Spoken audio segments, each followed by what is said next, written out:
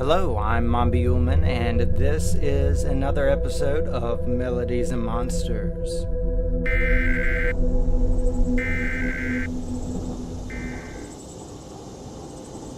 So with this episode, I wanted to talk about probably my personal favorite album, or definitely on up there, a album I did called Stormmaker Red Horse that turned a year old just recently, this month in September.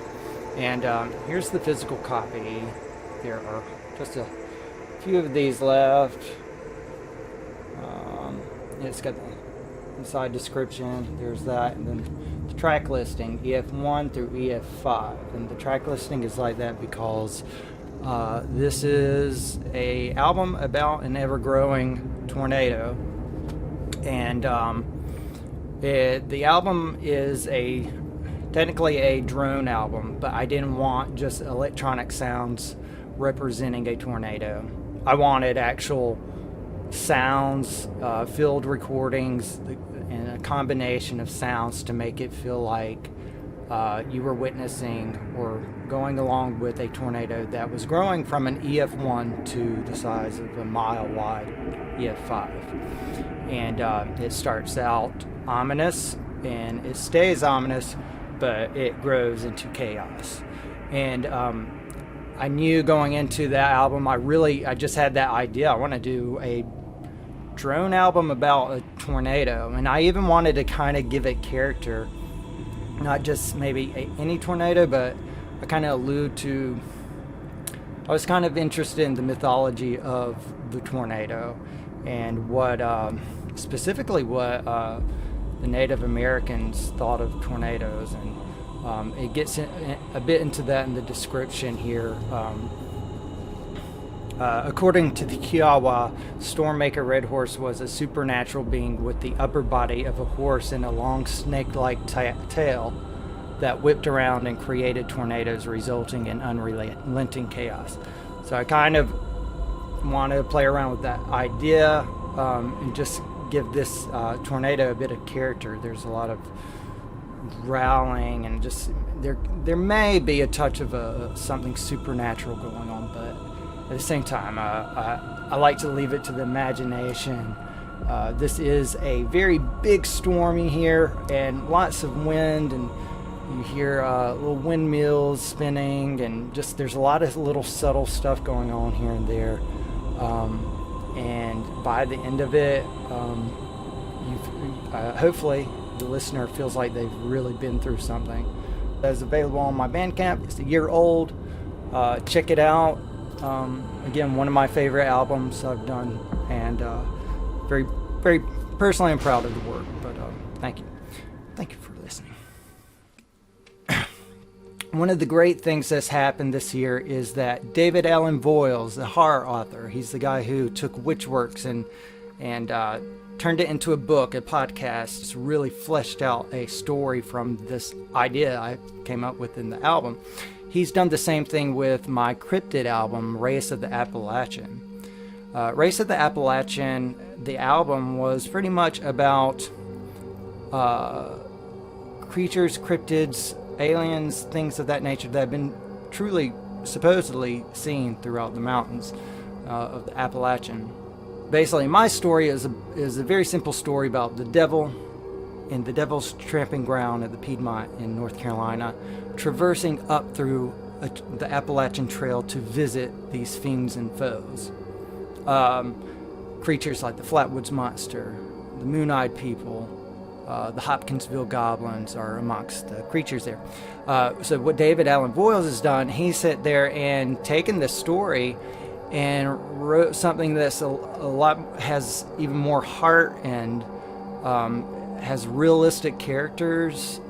He takes the character of Snarly Owl even, and he's utilized more in the actual story. And this is a 13-episode podcast he's written, and he narrates it, and I accompany the narration with my own music. Some of it's new stuff I've conjured up, but mostly my music is based on the existing music that's on the album. So it's, in my opinion, this is as great as Witchworks was. This is such a wonderful, personal, heartfelt story. I even see a bit of myself in the central character, as this guy is trying to find himself. And I think there's a lot there that many people listening can relate to, maybe in their own lives. But especially this thing is going to be great for those who love cryptozoology and ufology and just in general, just scary stories. I really would like to get those in the cryptid community to check this out. I think they're going to love it, as me and David are obviously huge fans of cryptozoology and just want to kind of embrace it and share our love of it, and get creative with it as we have, and put that out into the world. And I know people are really going to dig it when they check it out. So where you go is davidallenvoyles.com, and then click on Dark Corners Podcast, and it will send you a link to Gestalt Media, where you can hear all the episodes that have been playing since August, I believe, actually. So it will end around Halloween. There are going to be a total of 13 episodes, and then it will be turned and published into a book. So that's something to get really excited about, especially if you're into Snarly Owl or Thunderbirds or the Flatwoods Monster. These guys all appear in the story. Very enriching story, and I think you guys are going to really. I love it. It's I love Witchworks, but like Wraiths of the Appalachian, what he's done with it is the cream of the crop, in my opinion. It's fantastic stuff. I think you're really going to like it if you check it out.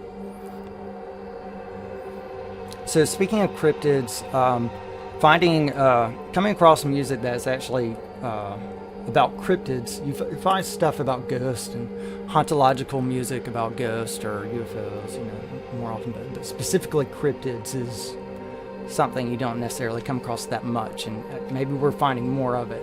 I just find it very inspirational subject matter, and there's an endless amount of supposed cryptids out there that you can write music about, and I love doing that as part of what I do. But an artist in Scotland named, who goes by Everyday Dust, on his Bandcamp, it says he is someone who uses synthesizers, analog effects, and tape machines to create his own unique narrative-driven music, and truly unique, truly has his own sound. And I discovered Everyday Dust when I found out about a label called Sparkwoods. Now, Sparkwoods is a label that pretty much focuses on ambient, drone, electronic, experimental stuff. Most of it pretty soundtracky, synthesizer sounds, and obviously Sparkwoods being a nod to Twin Peaks. So a lot of the artists on there are definitely fans of Twin Peaks and David Lynch. Aren't we all? Like, I love David Lynch. But that's how I found out about Everyday Dust, and he actually created an album about his love of the Loch Ness Monster. It's called Black Water, and it's released by Castles in Space. The track listing.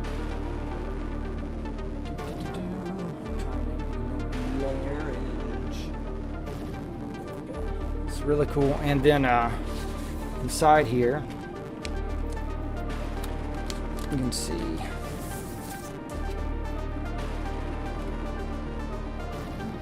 cool, huh? I love that greenery. But listening to this, it does sound like the soundtrack to an electronic soundtrack to an old, I don't know, you make up your mind. It's like an old horror movie or a mix or some old BBC documentary or something. I don't know.